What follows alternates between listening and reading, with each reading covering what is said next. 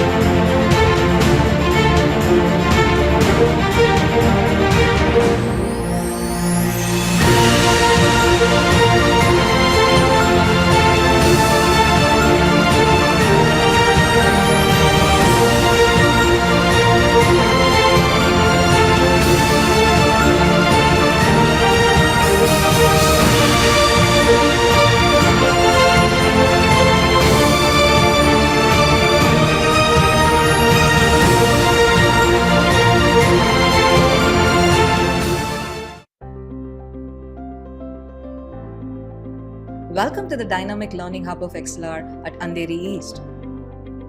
A prime spot conveniently located at just a 5-minute walk from LIC Andheri Metro. In our journey of over a decade, we have proudly trained over 2 lakh students. We have also been recognized by Deloitte, Silicon India, and other accreditation bodies.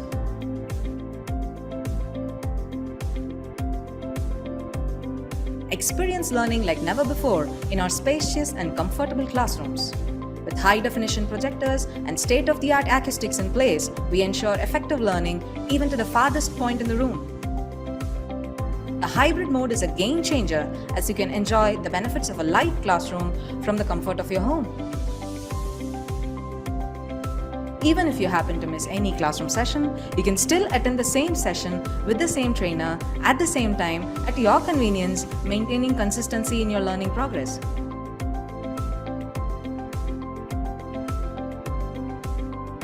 Wanna get started?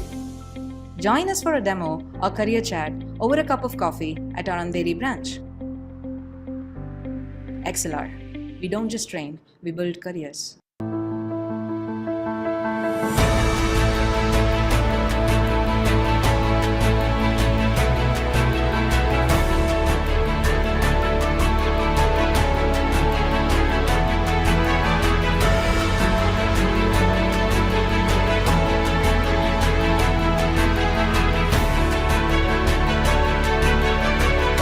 Yes, so the collaboration with XLR was an excellent one. We conducted a Power BI workshop with Advanced Excel over a span of 3 days. The workshop was almost 12 hours long in total. Mr. Karthik, who was an amazing trainer, helped the students understand the concepts deeply.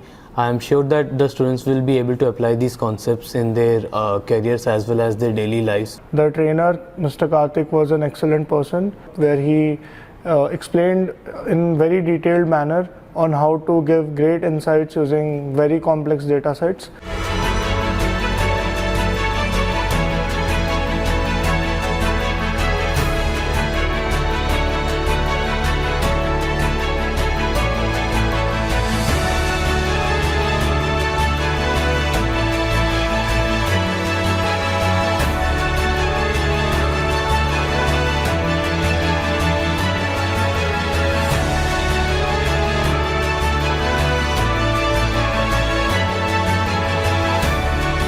So it was a machine learning workshop. We learned a lot from the course and it was a great experience attending the workshop. The trainer was very helpful. He had a hands-on approach with his teaching and it was fabulous. This was a great experience for me. So I would absolutely love it if XLR and its team would come again to our campus and conduct more events like this.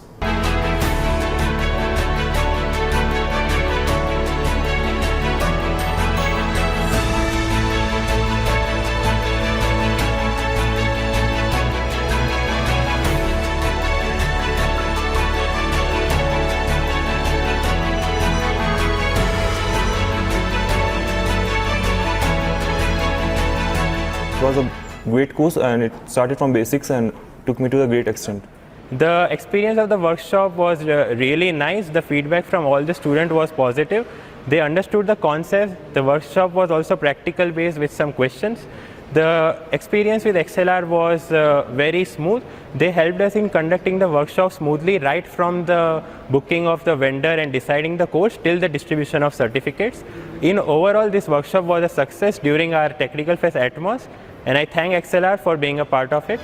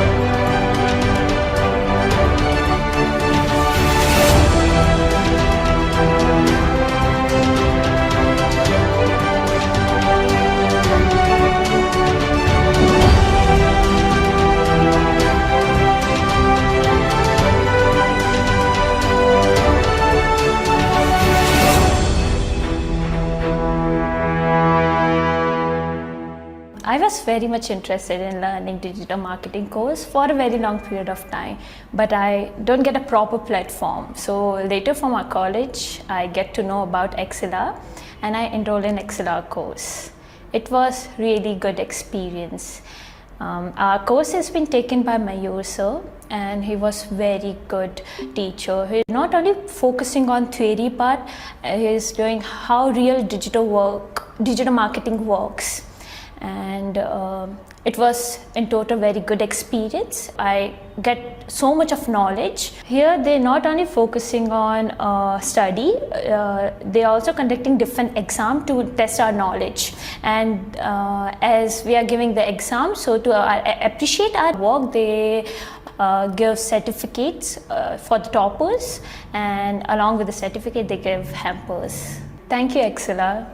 Recently, I was searching for digital marketing courses online in Google, and I came across XLR, and I attended a digital marketing course which was for 15 days.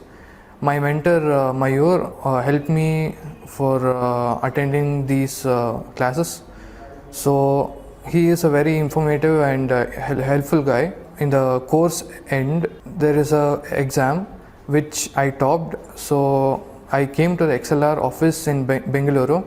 This digital marketing course has helped my career and my skills to develop, and the certificate has helped my company to join. Thank you, XLR. I came to know about this course from my college. Actually, for learning platform, this is very nice, and I learned from here ChatGPT and AI from online. Vikas is teaching for me for AI generative and ChatGPT. We are using this technology in more.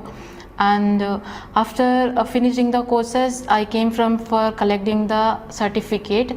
I seen the classrooms and faculties. Classroom is very nice. After the completion of exam,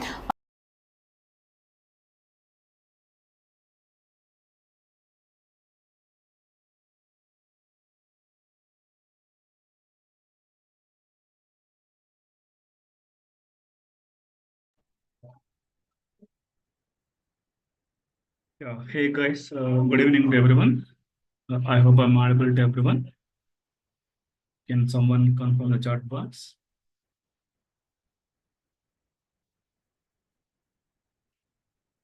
Yes, thank you. So let's begin our session. So before 1 second. Oh. Just 1 minute. So just recap what we have discussed in last class. So in last class we have discussed about what is a replica set, why replica set, how we can able to create replica set, and also by using replica set, how we can able to create n number of parts. For suppose if you want 10 parts, you can create the 10 parts. If you want 20 parts, 50 parts, and whatever it may be, the number you have to specify to that particular replica set. So then only replica set will create the desired state number of parts. That is all about parts. So, and also we have discussed about deployment. So why we are going with deployment? Already we have discussed with the restaurant analogy. So there will be a chef, there will be a team of chef, there will be a kitchen manager. So all these things we have discussed. So why we are going with deployment? Because a replica set is responsible for creating only part. Replica set don't know about your container image, your container port number, your container name. All these things, replica set doesn't know about these things. So that is the reason only whenever you want to deploy new releases of your application, you should go with deployment only, because replica set will not handle rolling updates. Whenever you want to add any features to your running application, you need to go with the deployment only, because replica set will not update these features. So that is the reason only we are going with the deployment. Already we have discussed with one restaurant analogy. See, a chef cannot learn if you want to prepare any new recipe by himself. So that's why restaurant had one head chef or kitchen manager. So the head cook or head chef only will train the junior chefs. So similarly, replica set will handle will not handle new releases of or rolling update. So that's why we are going with the deployment. Deployment will be act as a team of chef, head cook or head chef. So that is all about what is replica set, why deployment. So now let me explain how we can able to access the application. So far we have discussed how to create the pod, how to create a replica set, how to create a deployment, how to deploy the application inside the pod. See, all these things we have discussed, but we have to discuss very important, that is how we can able to access the application. So finally, at the end of the day, in real time, you should deploy your application inside the container, inside the Kubernetes cluster. That's fine. But how you can able to access the application? So for that, let us go with the flowchart with the restaurant analogy. So let me continue our analogy. So there is a restaurant. There is a restaurant.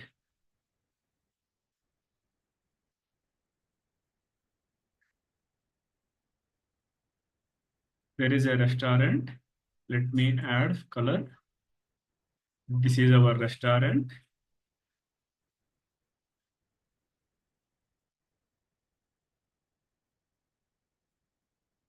So this is our restaurant. So in restaurant, there will be a single chef. There will be a single chef. So the chef main responsibility is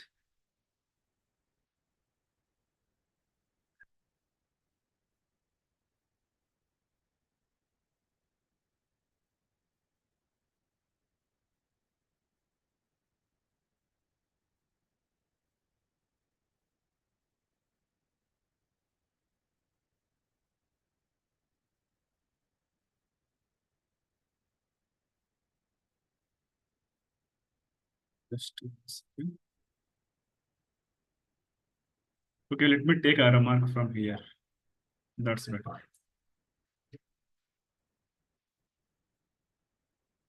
So already we have discussed this analogy, but for your understanding the workflow, so that's why again I'm going to creating this flowchart. So the chef main responsibility is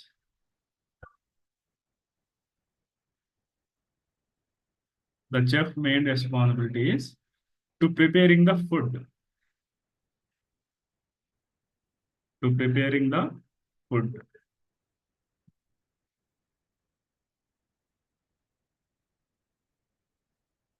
To preparing the food.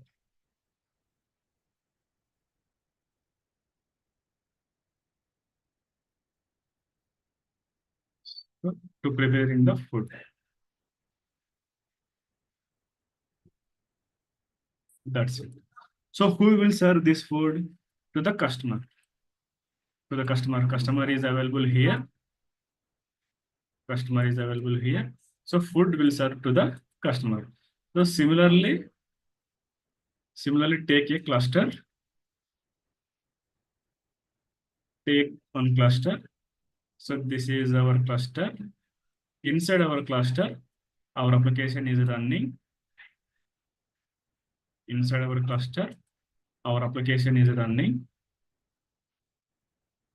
So this is our cluster. So there will be a pod. There will be a pod. So what is the pod main responsibility? To make running your application. So that is the primary responsibility of this pod. The primary responsibility of this pod. So let me bring here. Let me take arrow mark.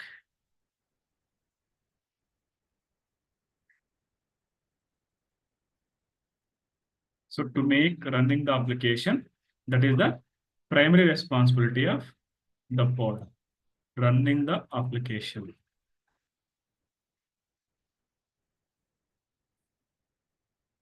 Running the application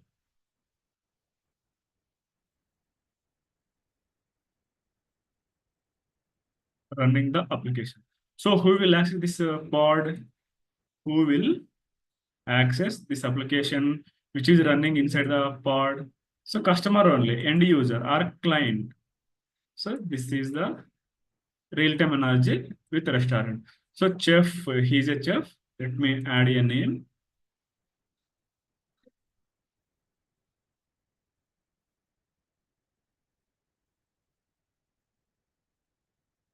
So here's a chef.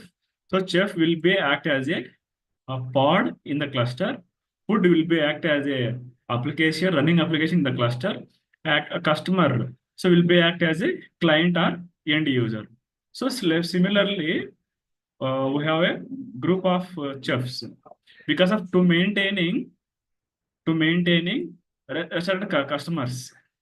To maintaining restaurant customers, the restaurant is maintaining a group of chefs. Group of chefs. So these are the group of chefs. Similarly, there will be another chef. There will be another chef. So we have named this team of chef. These three chefs, that is all about team of chef. We have name for them, team of chef. So similarly, in Kubernetes cluster, we have to maintain group of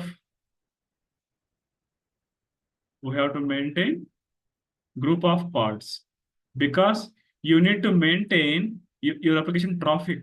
So single pod can maintain only 100 customers traffic. But what about if in case 1,000 customers traffic, 5,000 customers traffic? So you need to manage all customers traffic. So that's why you need to maintain a group of pods. So who will maintain the set of or group of pods? That is all about replica set. Already we have discussed about replica set. So there is another advantage. There is another advanced concept we have discussed. That is all about head cook or kitchen manager. We have discussed head cook or kitchen manager. Head cook or kitchen manager. So this chef is only responsible to train the junior chefs. Whenever the restaurant has to introduce new recipe, whenever restaurant wants to introduce a new recipe to their hotel customers.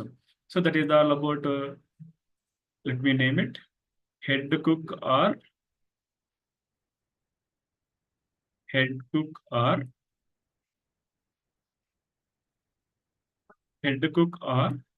kitchen manager. So we have named it head cook or kitchen manager. So what is the primary responsibility of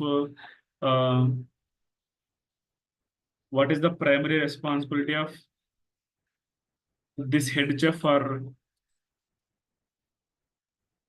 that is all about whenever need to train junior chefs on new recipes. So that is the main purpose of the head cook or kitchen manager responsibility. So let me add here. So this is the main responsibility of head cook. So similarly, in Kubernetes cluster also, let me zoom out. Yeah. Similarly, in Kubernetes also, whenever you want to introduce new releases to your application, so replica set itself cannot manage or cannot support new releases. So that is all about rolling updates. So deployment only will handle the rolling updates, new releases. So that's why we are going with we have discussed deployment. So deployment is responsible to rolling the updates to your application. So that is the main responsibility of deployment.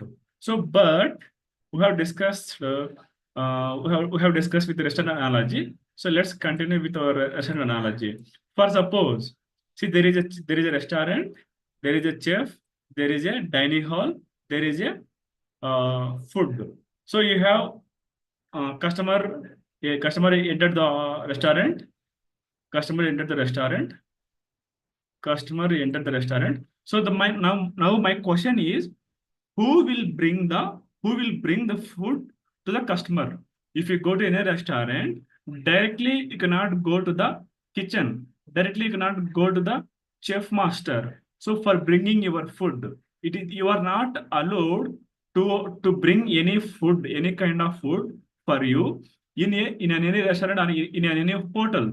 So who will bring the food for you? Definitely there will be a waiter. So waiter only will come to you. So waiter will take your order. So if you want one biryani full biryani, if you want starter, if you want some cool drink, if you want veg food, so whatever it may be, the waiter will come to the customer.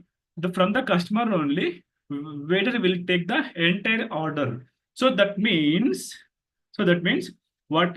So that means waiter only will know the entire kitchen. For suppose there will be a multiple chefs in an hotel or in an restaurant.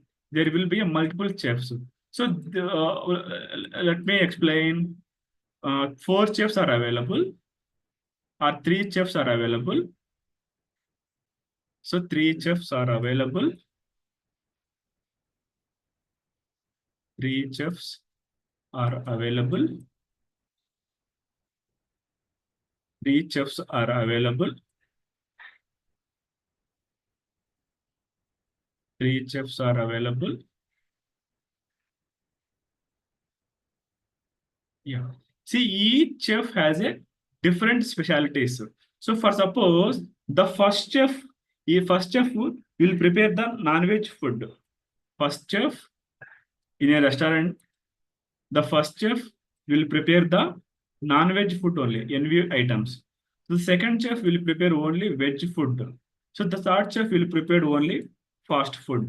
So there will be 3 customers in an hotel or in a restaurant. The customers, 3 customers came to the restaurant. 3 customers came to the restaurant. 3 customers. So this customer, the first customer wants only NV food. The first customer wants only NV food. Second customer wants only veg food. Third customer wants only fast food. So between the chefs or kitchen, between the customers or between the kitchen, so there will be a waiter. There will be a waiter. So waiter plays a key role between the kitchen or food chef and customers. Because of this, waiter knows. So this chef will prepare the veg food, non-veg food. So this chef will prepare the veg food. This chef will prepare the fast food. So waiter comes to the first customer. So he took the order from the customer regarding the NV food. So the waiter will goes to the NV preparing chef, who is the preparing the non-veg food. So for that to that particular chef only, waiter will goes. So waiter will go to the chef.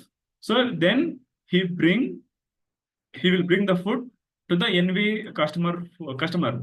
So similarly, there is a veg customer. So the customer wants only veg food. Again, waiter will come to this customer, second customer. So he will take order regarding the veg items. So again, from the customer, taking the order, so the waiter will go to the second chef, because of second chef only can prepare the veg foods.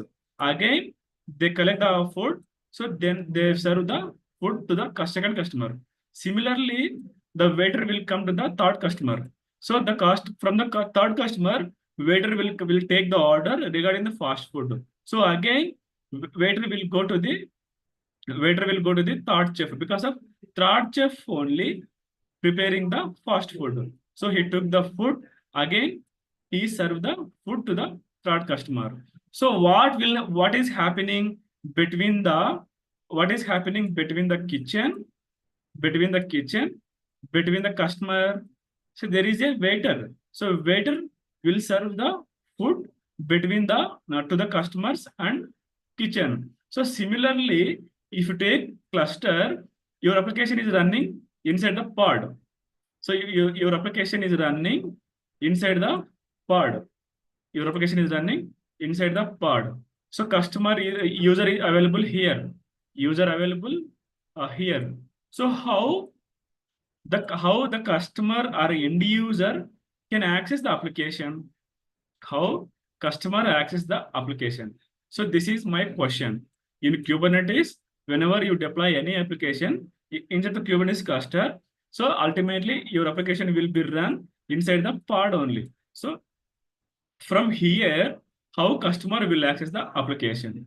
So let's try to understand the restaurant analogy. So this is all about waiter. That means you had understand about waiter role. So who will play waiter role inside the Kubernetes cluster? See, there is single chef. Single chef role will play the pod. Team of chef role will play the replica set. Kitchen manager or head chef role will play the deployment. Similarly, waiter role, who will play inside the cluster? So that is my question mark. So what is the answer? If you want to know answer for this question, you should understand about service concept. So that is all about service. So why we are going in service? So how in restaurant, how the waiter is serving the food to the customer. Similarly, in Kubernetes cluster also, there will be a service. Service only will serve the application to the end user. So by using the service only, user can able to access the application. User can able to access the application. That means without having service or without creating any service in Kubernetes cluster, you cannot access any application. So service is very, very important. So that means service is nothing but service is going to exposing your application out of the cluster.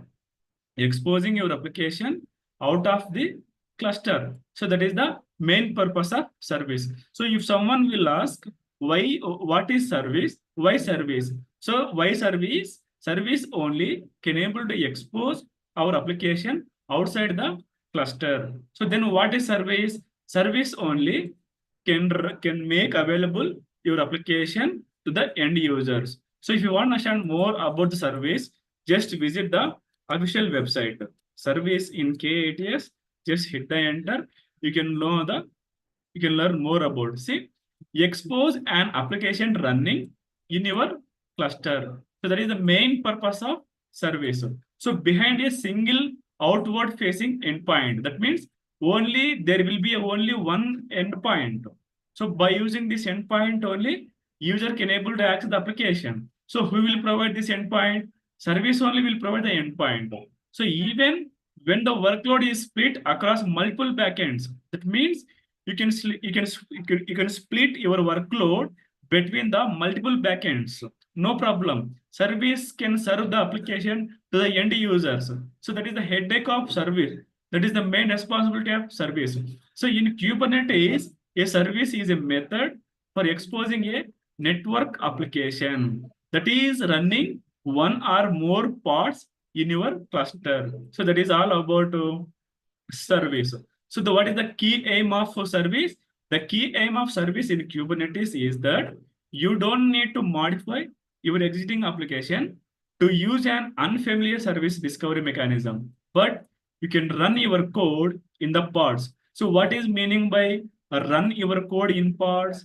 Because inside the pod only, we are going to deploying our container information, container Docker image, Docker container port number, container name. So that is your entire application code is available inside your Docker image.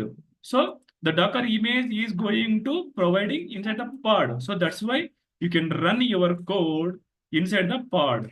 So it is all about whether this is a code designed for a cloud native world or any older application you have containerized. So that means you can able to run your code inside the pod, but service can serve this application to the end users. So clear about what is service? Why service? Service is only for exposing the application out of the cluster. So the main key aim of service to exposing the network application. That is all about that is all about service. So now let me explain with the flowchart how service will serve the application to the end users. So let me explain with the flowchart. Then it is easy to understand how the service is going to work in the cluster. So let me take a cluster. Let me take cluster. So this is our cluster.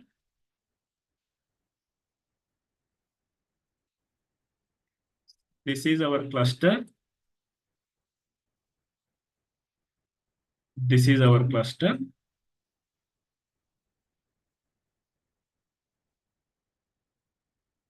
This is our cluster. So there will be a user here.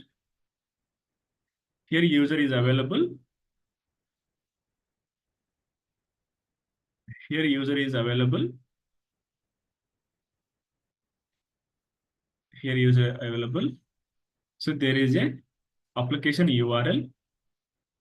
Because of you need to provide your application URL to the end user. So www.flipkart.com. So this URL need to provide to your end users. So let me keep it here.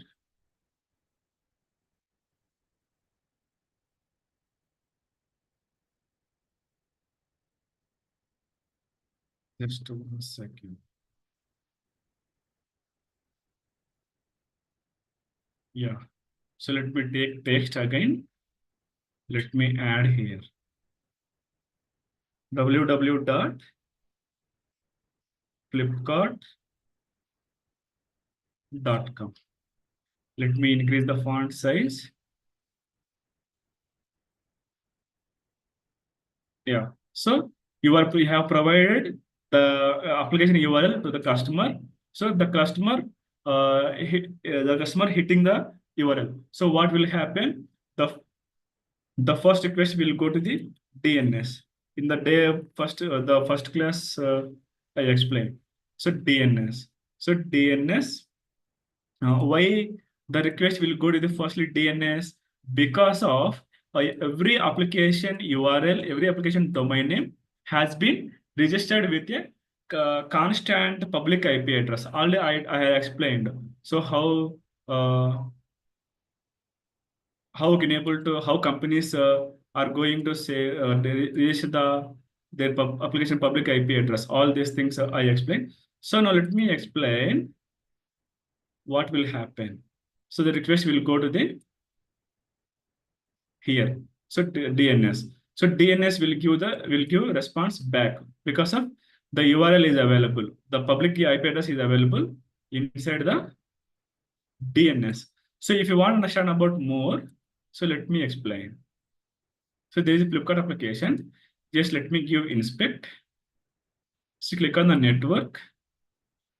Click on the network. Click on any one of the name. If you look at my screen, so this is public. This is the Flipkart public IP address. So this is the Flipkart application public IP address. So this IP address has been registered inside the DNS. That means Flipkart application, Flipkart company has been registered this public IP address in DNS registry with this domain name. So then it will cross check whether there is a public IP address or not inside the DNS. So it will give response back. So then the request will go to the application. The request will go to the application. So between the application and the user, there will be a load balancer. Already I explained. So load balancer. Let me keep load balancer. Because of the load balancer only will distribute the traffic between the servers equally. So that is all about load balancer. Okay. So the load balancer will serve the traffic request to the application. So inside the application, what will happen? So definitely the first request will go to the service. So let me add a service. Where is the service? Okay, so the service symbol is not there. So just try to understand, this is a service. This is a service. In Kubernetes cluster, this is a service. Service is nothing but it will expose our application outside of the cluster. So that is all about service. Let me increase the font size. Yeah, so this is service. So service the next service will follow the request to where deployment. So firstly, then service will forward the request to the deployment only. Because of inside the deployment only, your pod is running. Inside the deployment only, your pod is running. So let me add deployment.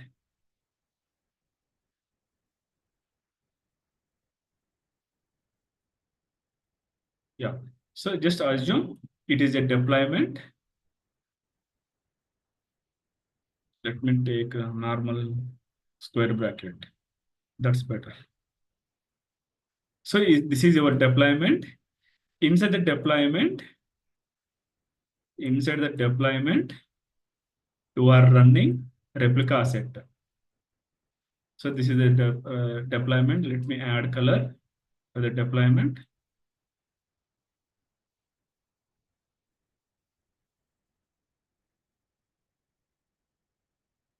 So this is the deployment. Let me name it.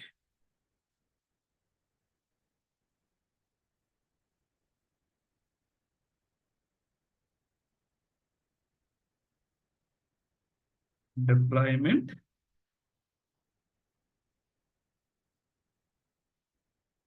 Just let me increase the font size. So this is the deployment. So what will be there inside the deployment? Already we have discussed. So there will be a replica set. So there will be a replica set. Just add the replica set.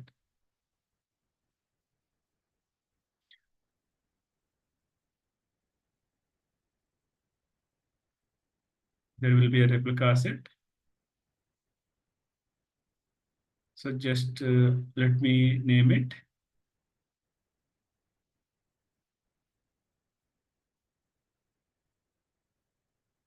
Replica set. Let me increase the font size. So this is the replica set. So what is the main responsibility of a replica set? It should create the number of pods. So let me get the pods.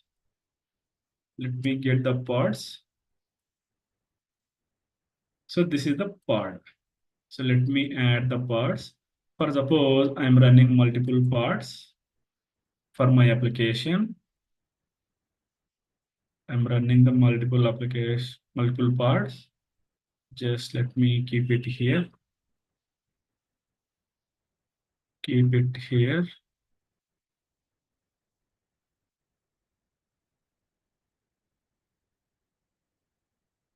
Yeah. So this is the architecture. So user will click on the www.flipkart.com URL. So then it will go to it will check the public IP address is available or not in DNS. If it's there, it will give request response back. Then the request will go to the load balancer. Load balancer will forward the request to the service. So then service will forward the deployment. Deployment will forward the request to the replica set. So the replica set will forward the request to the particular service. So or else we can directly configure service will forward the request to the deployment and pod and replica set and pod. So this is how this is what will happen in whenever users will click any application URL. So this is the workflow you have to understand. So that is the purpose of service. So now let us discuss how to create service. So for this deployment, remember, if you have deployment, then only it is possible to create service. Without having a deployment, you are not allowed to create any service because of to whom you are going to creating service, to the deployment only. So without having deployment, how can you create any service? There is no purpose. There is no use to create a service without having a deployment. So that is the reason only you have to remember to whom you are going to creating the service for the deployment only. Why? Inside the deployment only, your application is running. So you want to expose your application which is running inside the deployment via the service. So that is the reason only you have to understand about service can expose our application out of the cluster, So that is the importance of service. So now let me explain how to write a YAML file. So let me take killer code of FreeLab. If still any confusions, don't bother about. I will explain.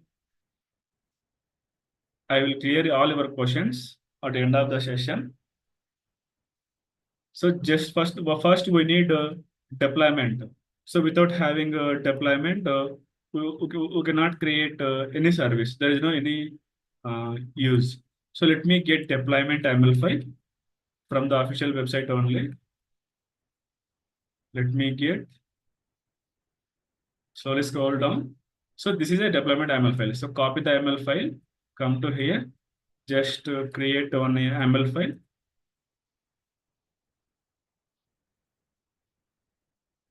Deployment.yaml file. Just paste it, the deployment YAML file. So let me adjust our requirement based upon our requirement. So let me remove the Nginx image. Let me keep it my image.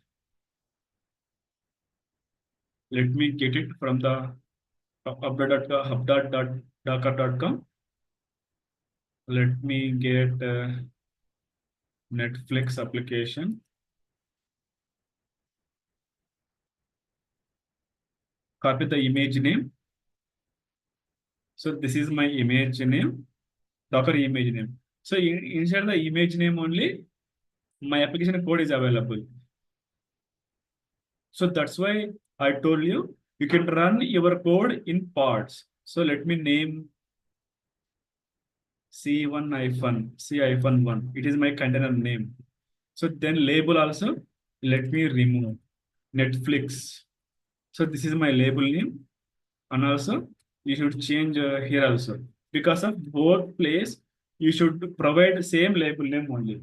If you give different label name, it will throw error. Then replica count I am mentioning 5.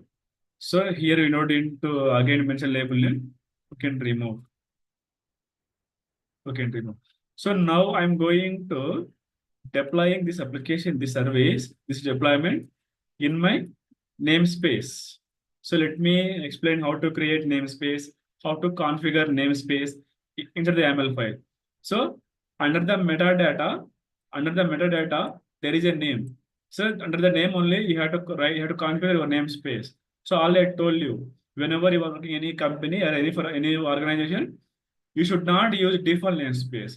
You should create one customized namespace. Within the namespace only, you have to deploy your application stack. So that's why here I am configuring namespace. So, but I didn't create a namespace with this name, but I will create later. Just look at the screen. So deployment name also, let me change. Remove the Nginx. So just type Netflix.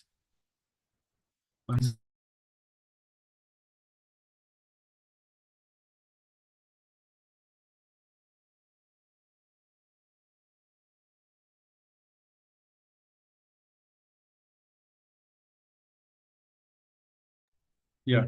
So Netflix-deployment, I change. So this is the deployment YAML file. Already we have discussed it. So let me save. Let me cat command. Yeah.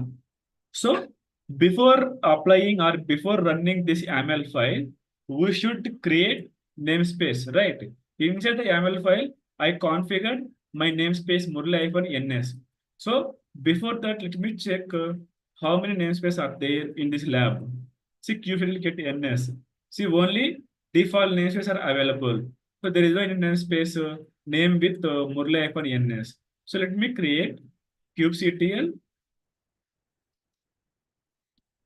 Kubectl create ns Murli-ns. Hit the enter. See, namespace got created. Now you can cross check. See, Murli-ns 3 seconds ago. So same name only here I configured inside the YAML file Murli-ns. So now you can run your application. kubectl apply -f. What is the file name? YAML file name my-deployment YAML file. Hit the enter. See, the deployment Netflix deployment created. So if you, for suppose, if you check kubectl get all, it is clearly telling only there will be a default service is there, but there is no any pod. It is not showing any pod. It is not showing any deployment. It is not showing any replica set. Because of I am checking these resources in default namespace.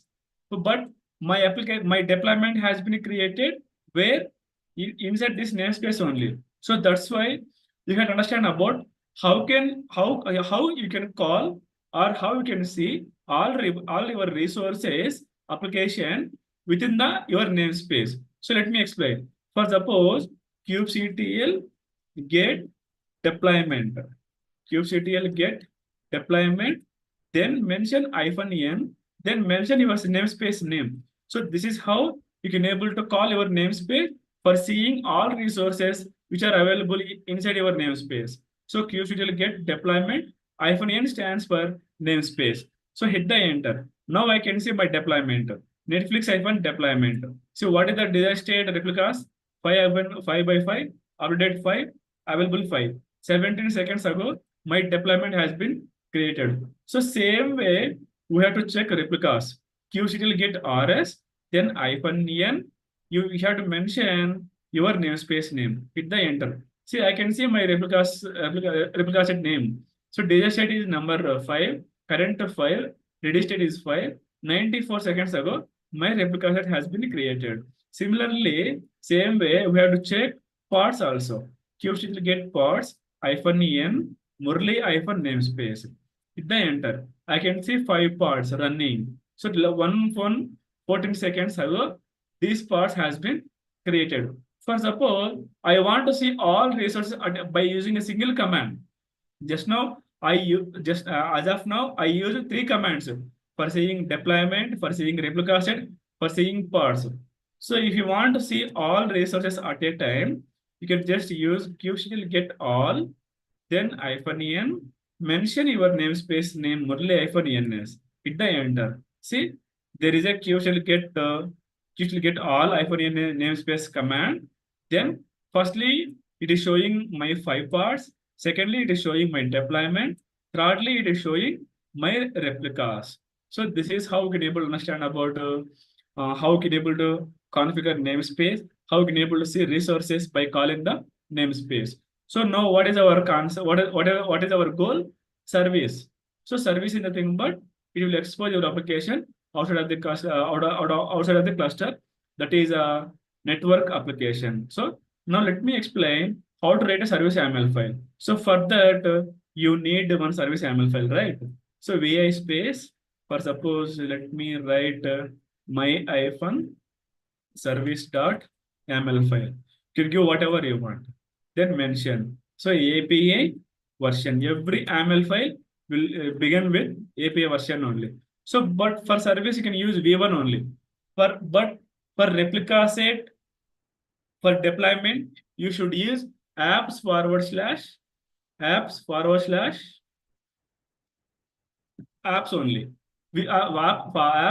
v1 only. But for service, for part, you can use v1. So then what is our kind? Service is our kind. So capital S, service. Now you need to provide a meaningful name to your service. So how can you provide a meaningful name? By using metadata instructions. So metadata instruction, will contain your kind object details. So Netflix service. That's it. So then you have to understand about from here. It is new for you. So let me explain. So spec. So already we have discussed what is mean by spec. Spec is nothing but specification. That means you are going to specifying your data or your information. It is all about spec. Already we have discussed. YAML file is a human readable serialization data language. So hit the enter. So then you should use selector. Why you have to use selector here? If you remember, inside the deployment YAML file also, we have used instructor selector. So why we have used selector for providing the label name. So similarly, now my question is how, let me go to the flow chart. So my question is, so how service will recognize with this deployment? How service will recognize this deployment? Okay, you have a deployment YAML file.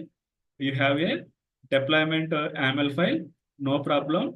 But you have a service YAML file, that's fine. But how this service will recognize your deployment?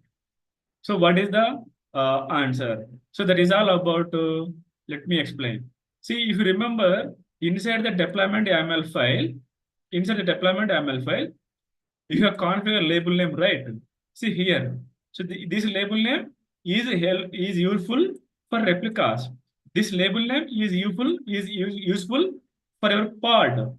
So by using this label name only, service will recognize your deployment or your pod, not deployment, your pod, because this label name has been assigned to your pod. So that's why service will recognize your pod by using this label name. So that is the importance of label name inside the deployment YAML file or inside the service YAML file. So same label name only you have to give. I given label name as Netflix inside my deployment.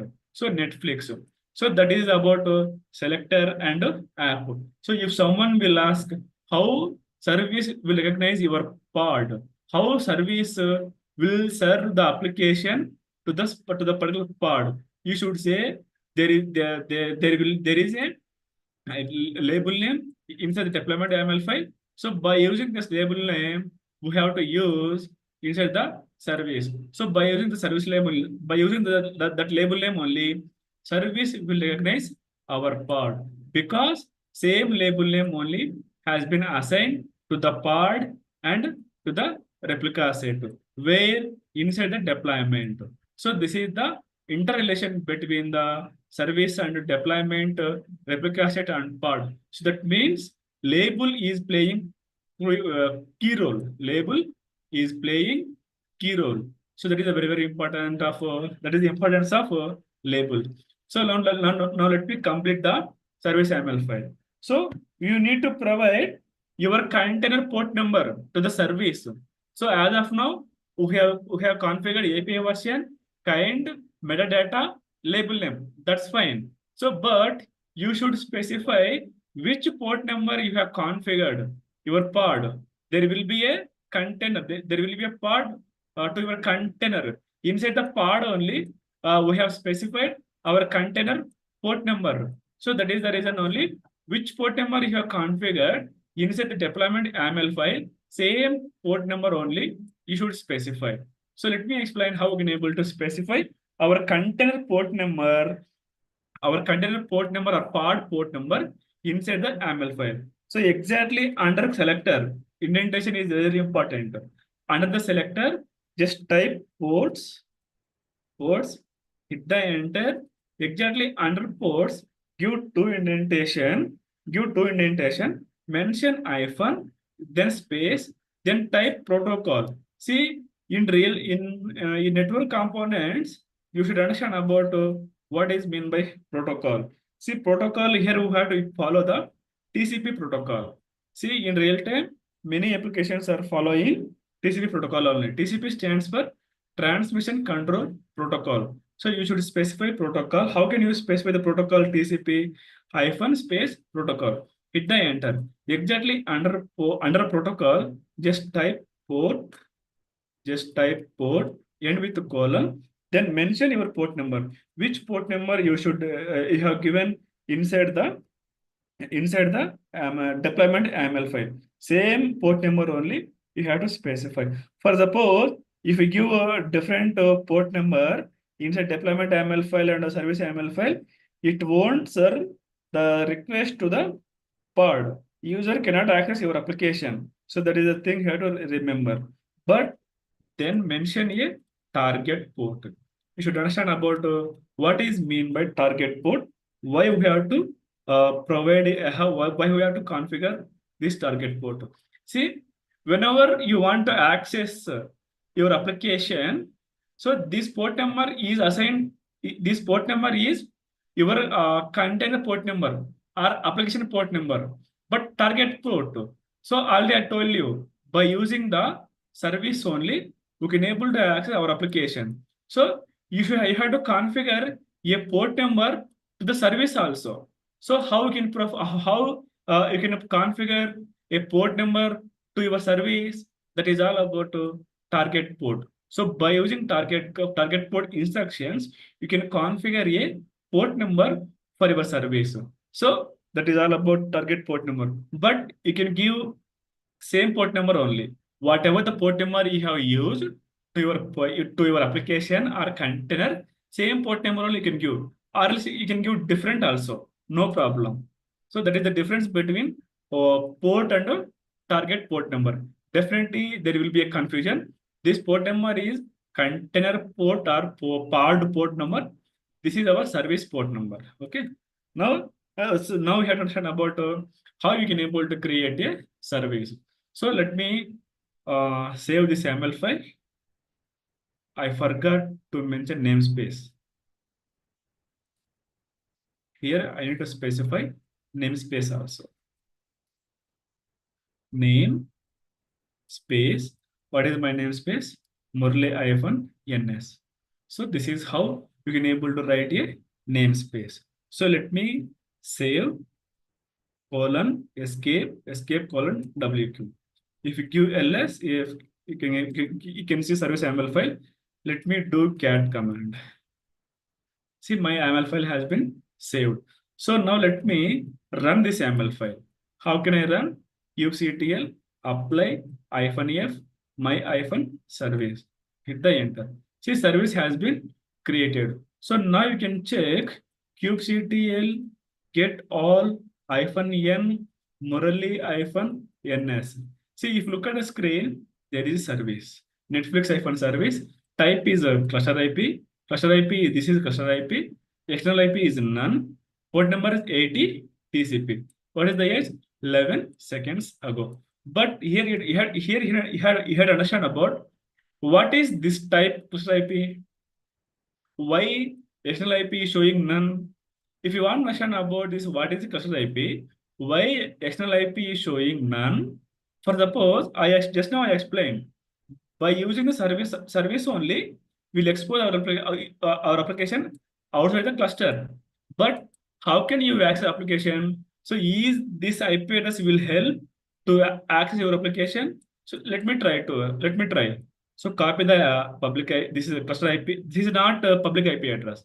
So this is a cluster IP address. So I copied, come to here, just paste it, mention colon. What was the service port number I mentioned inside the YAML file? 80 only. So let me mention the 80 here. Let's see what will happen. See, definitely it will show you service site cannot be reached. So I will explain why site cannot be reached. So if you want to understand about why service cannot be reached, you should understand about service types. So there are 4 service types in Kubernetes concept. So it is clearly showing this site cannot be reached. So after the break, we will discuss about service types. Okay, take a break for 15 minutes. We will continue our session at 8:50.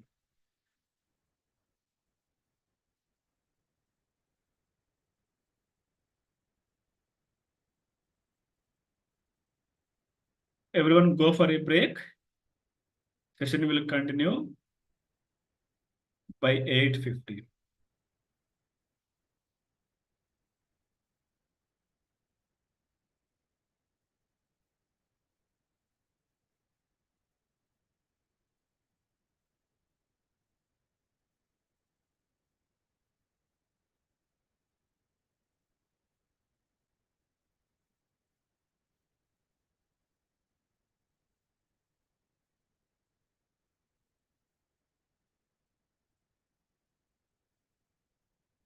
Regarding registration certificate, you can ask the XLR team.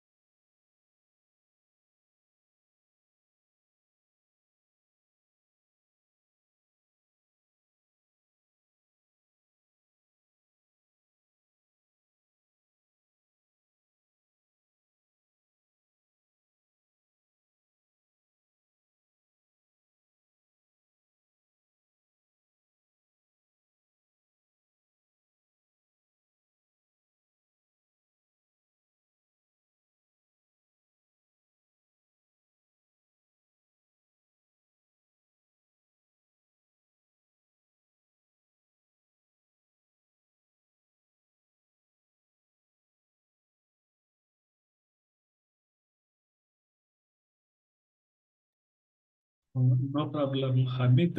I will let, I will tell them. They will get back to you. No problem.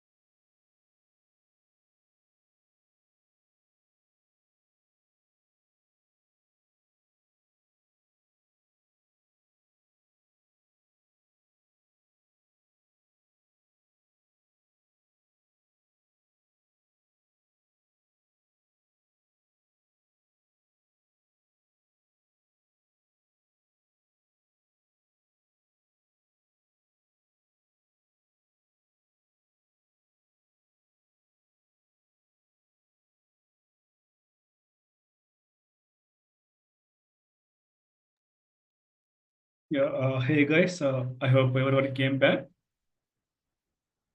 Can someone confirm the chat box? Then I will continue the session.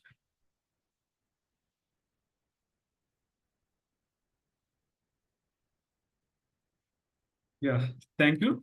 So now let's continue our session. So we are discussing about what is service, why service, how we can able to create a service, how we can able to write a YAML file. See here, we have written one YAML file for service. We have successfully created a service, but we are trying to accessing our application, Netflix application, by using the cluster IP address, but it is clearly telling the site cannot be reached. That means it is not an firewall issue or any port number issue, but there is a service type issue. So if you want to understand about what is the service type issue, 1 second. Yeah. So if you look at the screen, there is a service. So the service has been created cluster IP. So if you want to understand about why it is showing cluster IP, what is the purpose of this IP address, why it is showing external IP address. So for that, you should understand about service types. So what are the service types? See, we have service types 4. So let me explain one by one. Then it is easy to understand why it is showing service type cluster IP. Let me explain. See, we have four service types. So first one is cluster IP. So what is mean by cluster IP? Why we should understand about this cluster IP? So let me explain more about this cluster IP. Okay. See, whenever you want to access, whenever you don't want to expose your application outside the cluster, so for that you should use cluster IP. So that means it will expose your application within the cluster only, within the cluster, and also it is for internal purpose only. So it is for internal purpose only. So that means whenever you want to access your application within the server only, within the cluster only, so then you can create a service type as cluster IP. So whenever you create a service type cluster IP, it will give one IP address. It will give one cluster IP address. So already we have seen that. See, if you go to the Killer Code lab, see there is a cluster IP address 10.100.141.10. So what is this? So this IP address will work within the internally purpose only, within the cluster only. So by using this IP address, you cannot access your application outside the cluster. Why? Cluster IP will expose your application within the server cluster only. So that is the purpose of cluster IP. So now question is, when we use this cluster IP, the purpose, your requirement is do not expose your application outside the cluster. You want to access your application within the cluster only. Then you can go with the service type cluster IP. So now let me explain how we can define service type inside the service YAML file. See, but here I didn't specify cluster IP service type cluster IP, but it has created. Whenever you don't specify any cluster IP, any service type, by default it will create cluster IP. So now let me explain how we can able to configure or how we can able to specify our service type cluster IP. So let me explain. Open the YAML file, come to here, just exactly under ports, exactly under ports. See here, ports instruction is available exactly under ports. Just type, enter, then just type your cluster IP, service type. It may be cluster IP. So capital C and IP capital letters. So this is how we can able to specify service type as cluster IP. So now let me explain. Let me save this YAML file. Cluster IP, close, escape, wq, then run the YAML file. kubectl apply -f my service. Hit the enter. See, it's configured. My changes has been applied. So if you check the kubectl get svc, for suppose if you want to see only service, just kubectl get svc. Svc stands for service. Okay. Then call your namespace Murli-ns. Hit the enter. See, I can see service, my service name, Netflix-service. Type is a cluster IP. There is a internal IP address. So that is this. It is only for internal purpose. We can assume it will be act as a private IP address. So that is all about cluster IP. So now let me explain second type. That is all about node port. That is all about node port. So what is mean by node port? Why you have to understand about this node port? See, I have a document and also I have a image.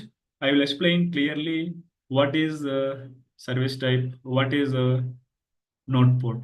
So let me explain. Yeah, where is the document? Kubernetes service types explained. Yeah.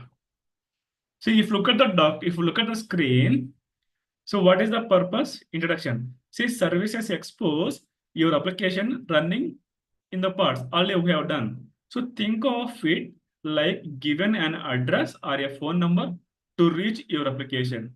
That means you have given a phone number or address to your application. So by using that address, by using that phone number, you can reach our application. So that is the analogy. So what is mean by cluster IP? Cluster IP is internal only. For suppose, what is the analogy? For suppose there is a school. Inside the school, there is a canteen. So school canteen inside the campus. So there is a campus. Inside the campus, there is a school. Inside the school, there is a canteen. So who will go to this canteen? Only students and teachers can access the canteen. So there is a default service type, cluster IP. So accessible only within the cluster because canteen is available inside the campus only. Similarly, in Kubernetes cluster, there is a application. So your service is exposing your application within the cluster only. So whoever having this IP address, so they only can access your application. So that is all about this real-time analogy. Okay, access only within the cluster. So similarly, students and only teachers can access the this canteen. So ideally for internal communication, for suppose when we should use a cluster IP, we can use for internal communications only. So then let me explain node port. So what is the service type node port? See, it is a external access via the node port. That means whenever you want to expose your application outside the cluster, so for that you can use this service type node port. So, but there is limitations are available. If you want to expose your application using service type node port, there will be limitations. I will explain what are the limitations. So just try to understand analogy. There is a school gate with a number. That means that there is a school. That school has a gate, but that gate has been assigned a number. The number is 30,080. So for whom? For visitors. But there is opens a specific port on every node. So that means whoever knows this gate number, for them only can access, can enter inside this school only, because of it is a special gate, not a normal gate. See, definitely there will be a normal gate. You could take any school, there will be a normal gate, there will be a special gate. So whenever you want to allow people through the special gate, you should give access, you should tell the gate number. So similarly, the node port is nothing but whenever you want to give access to the particular people only, so then you can expose your application via the node port, service type node port.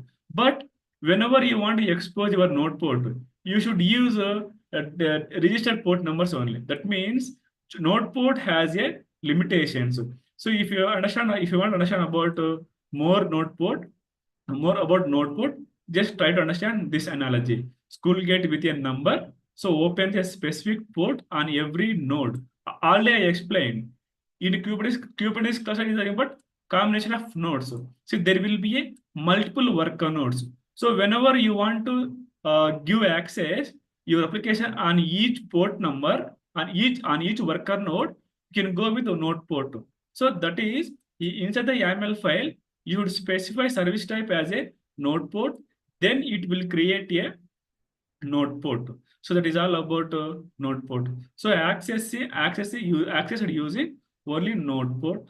So good for basic external access without load balancer. That means whenever you want to test your application, whenever you want to see the application, how the application is going to working. So what are the changes required? So whenever you want to test your application, for that purpose only, you can use service type node port. But it is not suggestible whenever you want to expose your application. But why I am explaining this node port, for interview purpose only, I'm explaining this node port.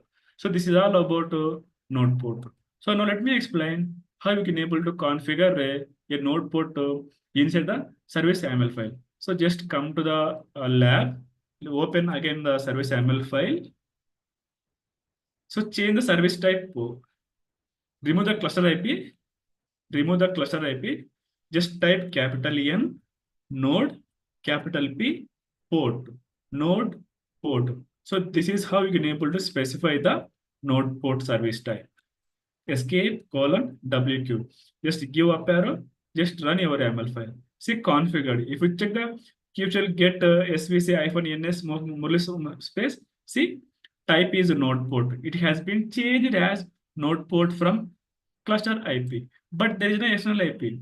Why? Because node port has a special gate, special number. So that's why it won't expose, it won't give any external IP address. So this is the, if you look at my screen, this is the node port IP address. See, previously it is showing 80/TCP, but it is showing 31,247. Why? Because load balancer node port has a limitation. So there is a port number limitations available. So that's why you should understand about what is node port, why node port. So that is the purpose of node port. So then load balancer, it is very, very important. So what is a load balancer? Why load balancer? See, it is very easy to understand this this service type. See, by using these service types, you can expose your application outside the cluster. So you can expose your application outside the cluster.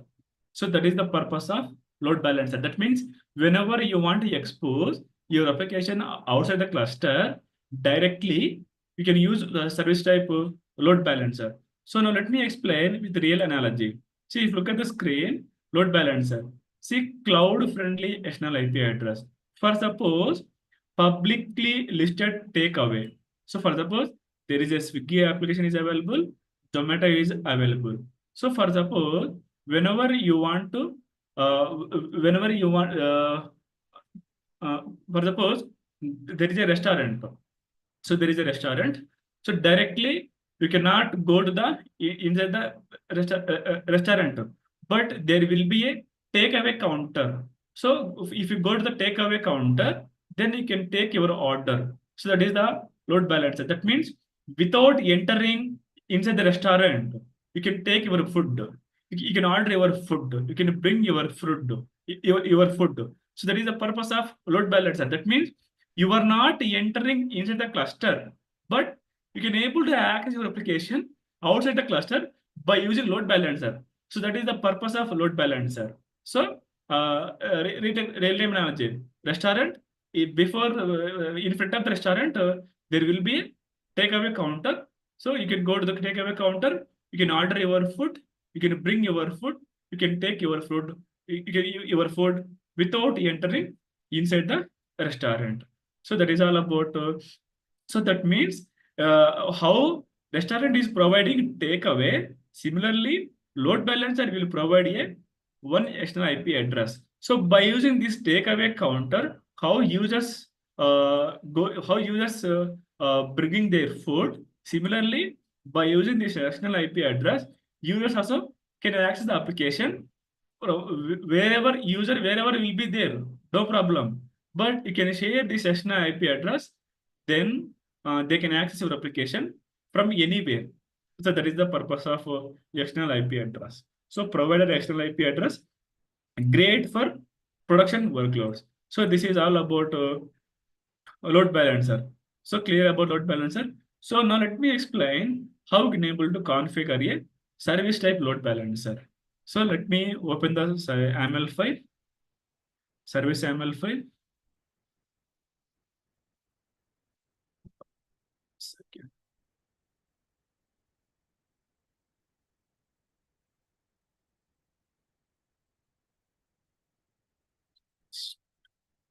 Yeah.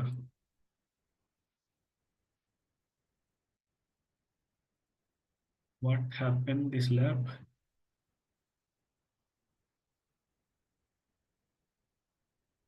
Okay, everything gone. The lab has been, nothing is there. So let me get immediately deployment YAML file.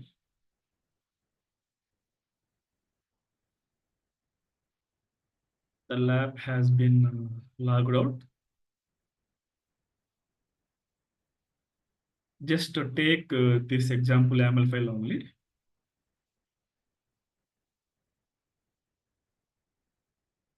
kubectl apply -f deployment. So then take service YAML file also. Go to the website only. Just get the service YAML file from here. You can get the YAML file from official document also, no problem. So let me change the label name because of the label name is different.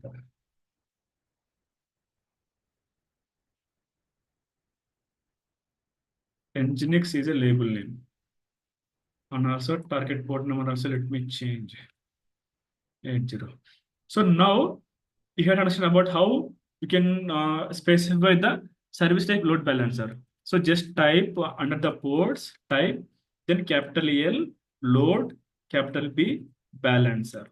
So this is how you can able to specify the load balancer. So now let me hit the enter, load balancer. Okay, clear. Escape column WQ. So let me apply the service YAML file. kubectl apply -f service YAML file. Hit the enter. kubectl apply -f. Okay, there is a typo mistake. Yeah, service has been created. So now you can check kubectl get all. See, pods are running. Service is creating my-service load balancer. See, now don't look at this. This is a default service IP address. You can take any cluster, there will be a default service IP address, service. Okay, don't bother about. So this is our service, my-service. So service type has been changed as load balancer, but external IP address is still showing pending. So why it is showing still in pending? Because this lab will not support load balancer. So that's why it will show it is showing the pending external IP address. So this color coded lab will support only for cluster IP and node port service types. It won't support service type load balancer and external IP. So this is how you can able to understand how you can able to create a service type load balancer, how you can able to expose your application. But we will discuss about how to create a real-time cluster, how you can able to deploy any application into the cluster. So I will explain. So now try to finish the service types. So we have a fourth service type. That is all about external name. So the first service type is nothing but external name. So what is mean by external name? See, there is a Flipkart application. What is the Flipkart application domain name? www.flipkart. So similarly, whenever you want to assign a domain name to your application, you can use service type load by external IP. So that is, you can map a domain name. You can map a domain name to your application. You via the or using this service type. Using this service type external name. So how can you specify? You should specify www dot. You can specify flipkart.com, amazon.com,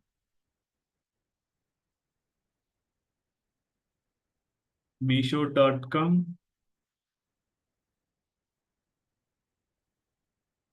google.com.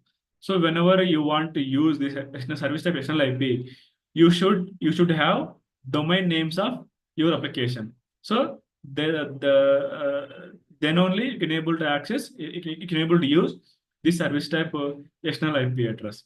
So now let me explain with the real analogy. So look at the screen. What is the external IP? See, external name is nothing but redirect to the external DNS. So for suppose school refers students to Domino's for pizza. That means the school management has refers students to Domino's for getting the pizza. So create a DNS alias to an external service. So useful for accessing external database and services. That means whenever students wants get pizza from this Domino's, so they will provide a external name regarding this Domino's pizza. So then students can easily refer this to Domino's for getting the pizza. Similarly, we are accessing that Flipkart application, www.flipkart application. So similarly here also you can use external name, service type. That is all about service type. So how many service types we have? Cluster IP, node port, load balancer, external name. So what is the purpose of cluster IP? Whenever you want to expose your application within the cluster only, you can use this. It is for internal purpose only. So node port, whenever you want to expose your application on a specific port number, that means special entry gate. Whenever you want to give a special entry gate, a special entry to your application, you can use a service type node port.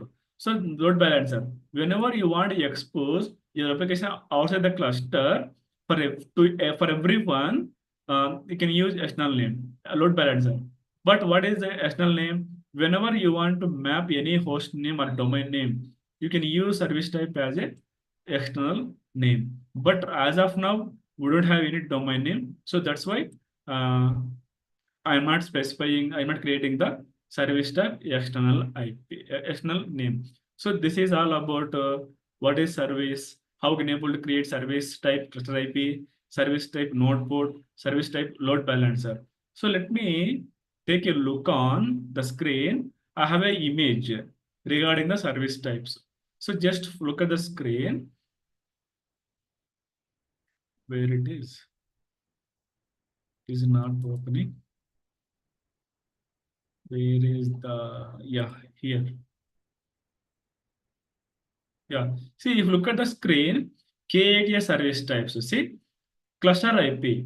So that means like a receptionist routing the calls internally. That means you can able to access your application within the cluster only, within the internally only. So that is the purpose of cluster IP. That means internally only request will forward the parts.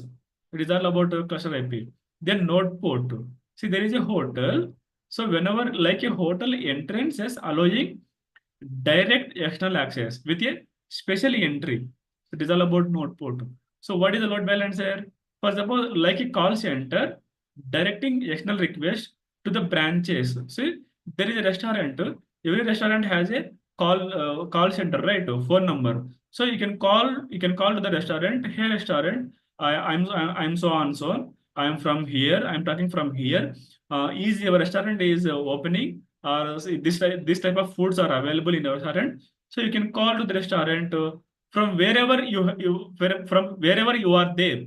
So that is the load balancer. Similarly, the users will be there wherever in entire world. So you can share the external IP address. So similarly, restaurant is publishing their calls and their restaurant number on their website. So by visiting the website, you can get the restaurant number. You can call the restaurant. You can check the restaurant. So it is opening or not. It is open or not. They are serving this type of foods or not. All these things you can inquiry. You can do inquiry. So similarly, load balancer also will provide a external IP address. You can share the external IP address whoever wants access your application. So that is all about load balancer. So it is difficult to remember the number whenever it is difficult to remember the number, right? So if for avoiding this disadvantage, there is another service type, external name. So like forwarding an offline to an external service. So that means you can able to provide a meaningful name or domain name to your application. So then by using that domain name, users can able to access your application. So that is all about cluster IP, node port, load balancer, external name. So I will share with this document with you, no problem. Inside the document also I have provided the image where it is. Yeah, here it is available. Service types. See, image also I have configured here. See, let me explain the node port disadvantages. See, if you look at the screen, where is the node port?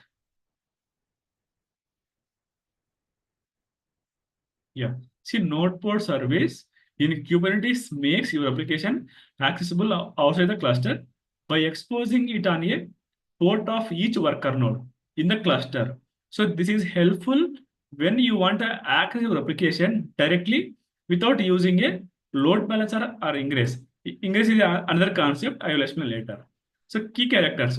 See, expose a service on a port. That means Kubernetes assigns a port in the range of between 30,000 to 32,767. These port numbers are reserved for the node port only. So you cannot customize your port number.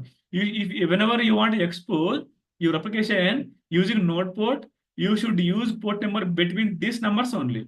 So that is all about this port number is called node port. So external access.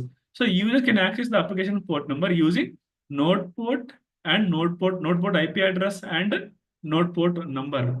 So traffic received on the node port is forwarded to the associated parts. Okay, so this service accessible both inside the cluster and outside the cluster also. But what are the disadvantages? Let me explain. See, limitations of node port.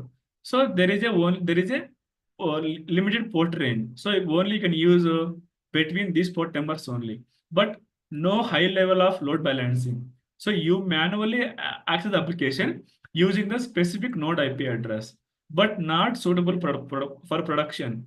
See, for production, whenever you want to deploy this application inside the production environment, it's better to use load balancer or ingress for flexibility and scaling. So it is not suggestible for deploying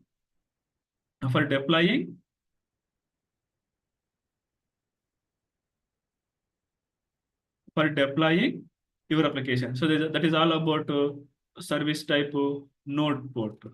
So I will provide this document. Don't bother about. I will clearly explain real-time analogy also.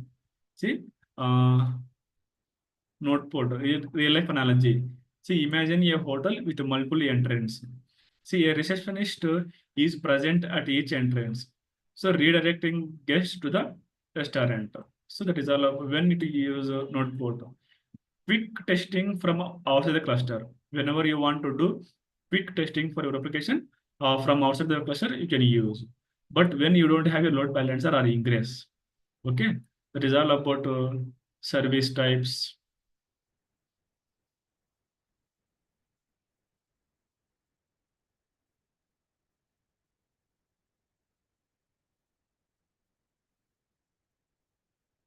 Yeah. So now let me explain how you can able to create a cluster. So now I want to explain how to expose your application outside the cluster using the service type load balancer. So for that, you need one cluster because of this Killer Coda lab is not supporting service type load balancer. So now let me explain. Whenever you want to create a cluster, what are the requirements you need? So let me explain. There are a prerequisites whenever you want to create a cluster. KATS cluster prerequisites. So let me explain one by one. Firstly, you should launch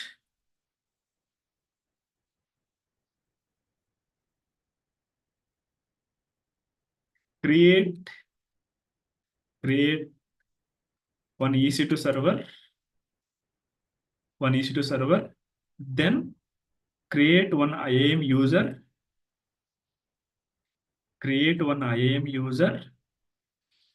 inside the user, create access keys, So then you need to install AWS CLI, then configure AWS access keys, then install kubectl, then install EKSCTL, then create a cluster with command. So these seventh one is not required. I will explain. So these 6 prerequisites you need whenever you want to create a real-time cluster. So don't bother about fourth point. So here we are going to creating access keys. So these access keys, after installing AWS CLI, then only you have to configure these access keys. So now we are running at 8:50, but it will take around 15 minutes. Whenever you want to create cluster, it will take around 15 minutes. Okay. Tomorrow we will discuss about how to create a cluster, how we can able to expose our application, or how can able to how we can able to deploy any application inside the Kubernetes cluster. And also tomorrow, next class, we are going to discussing about monitoring concepts, Prometheus and Grafana. So tomorrow, in next class, we are going to discussing about how to create a cluster, how to deploy any application in Kubernetes cluster. Then we are going to discussing about monitoring tools, Prometheus and Grafana, how to set up a monitoring for our application. All these things we are going to discussing in next class. So, so far, if you have any questions, please you can ask. I will answer all your questions.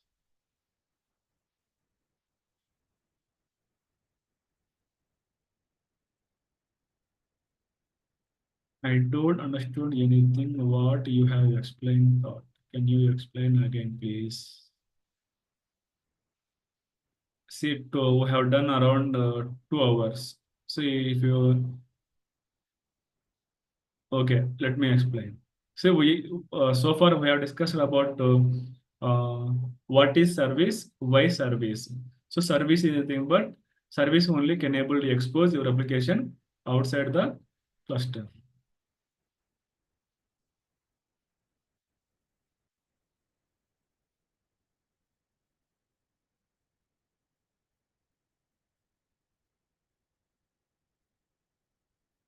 Who is this?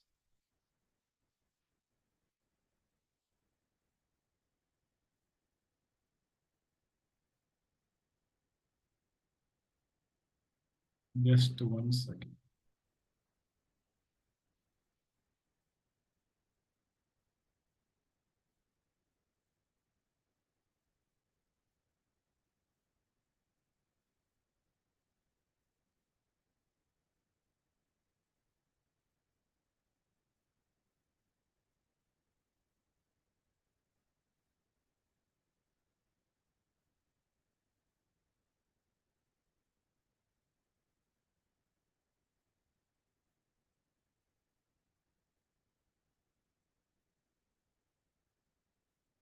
Yeah, now you can ask your questions. Yes, you can ask. If you have any questions so far, please you can ask me. I will explain. See, Node is nothing but virtual machines. Node is nothing but a combination of virtual machines where you are going to deploying entire your application workload. That is all about Node.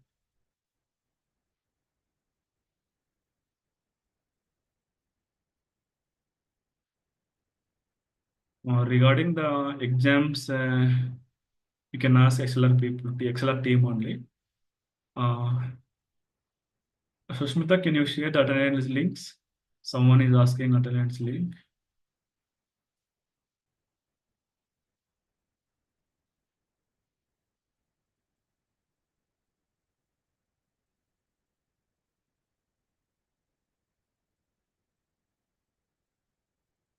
Yes, attendance link is available in the chat box. You can check out.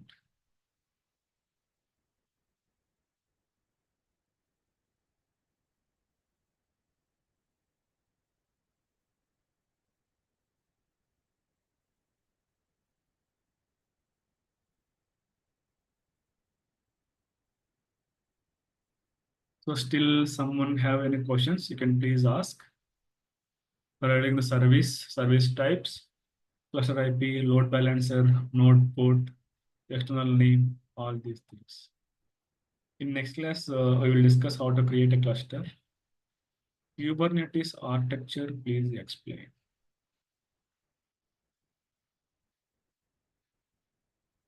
Yeah, I can go with the recording section because of it is very it will take more time to explain the architecture.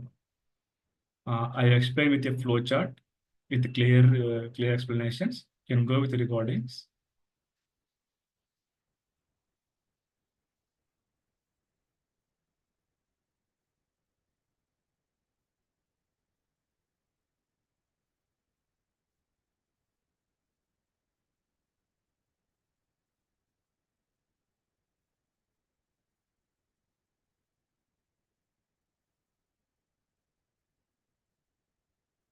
Still, see if someone have any questions, please, you can ask.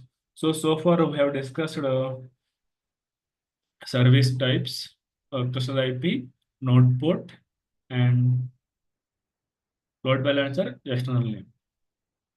So let me upload the document also with in a GitHub repository. Then you can access. Let me provide.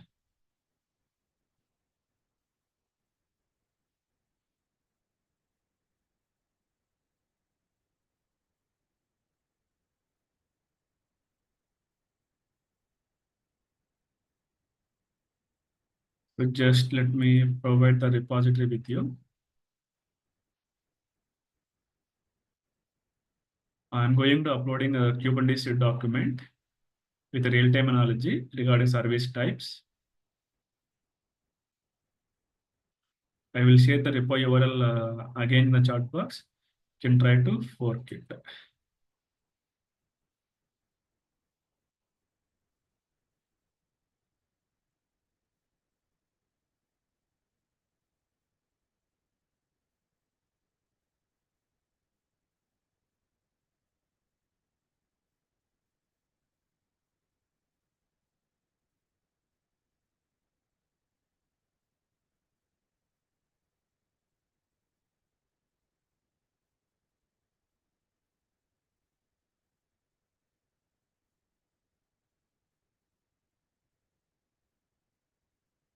Check out the chat box. I am providing the repo URL.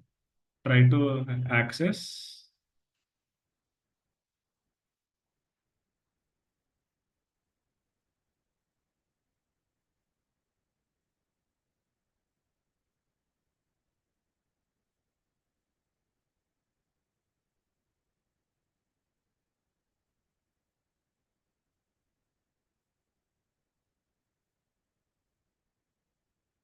So just check out the chat box.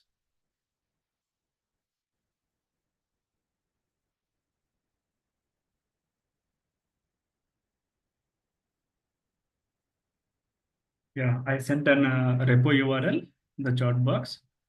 Try to clone everyone. I uploaded the document Kubernetes service types.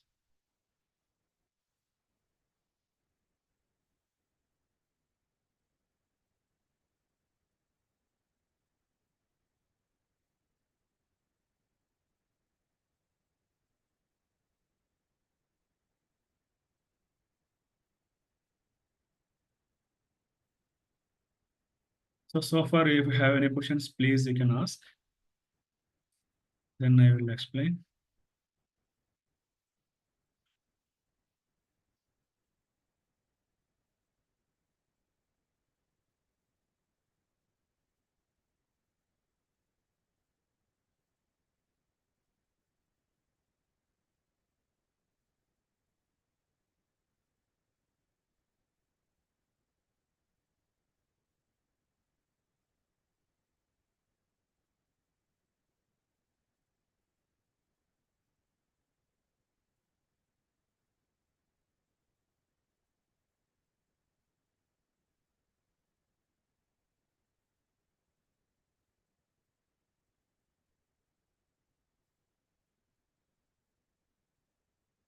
So we have 2 minutes left. Still any questions, you can please ask me.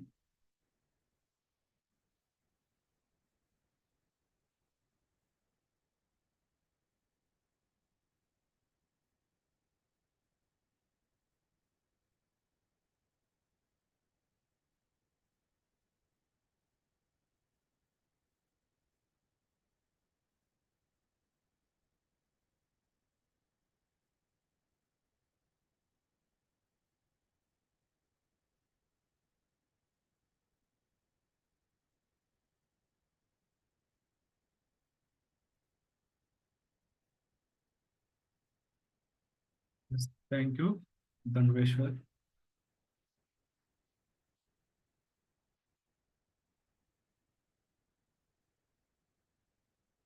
Yes, next class we are going to with project.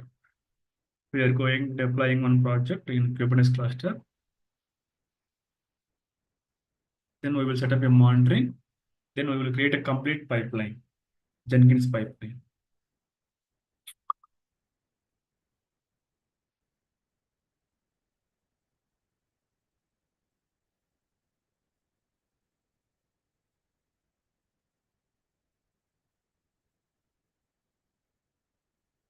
Okay, thank you guys. So if no questions, we will end up our session for today.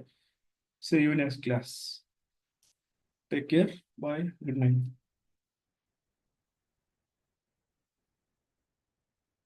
Yes, I will explain complete project. Don't bother about certificate. Axilla team can confirm. Susmita, are you there? Can you confirm regarding the certificate and the exam? Yeah, sir. Thank you. So certificates and exam will be conducted on last day of the program. About certificates, once the program is over, within 10 days, certificate will be published to particular mail IDs.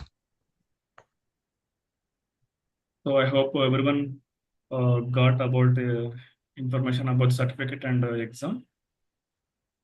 So when will the last class? I think it's Tuesday, right? Yeah, yes, sir. Tuesday.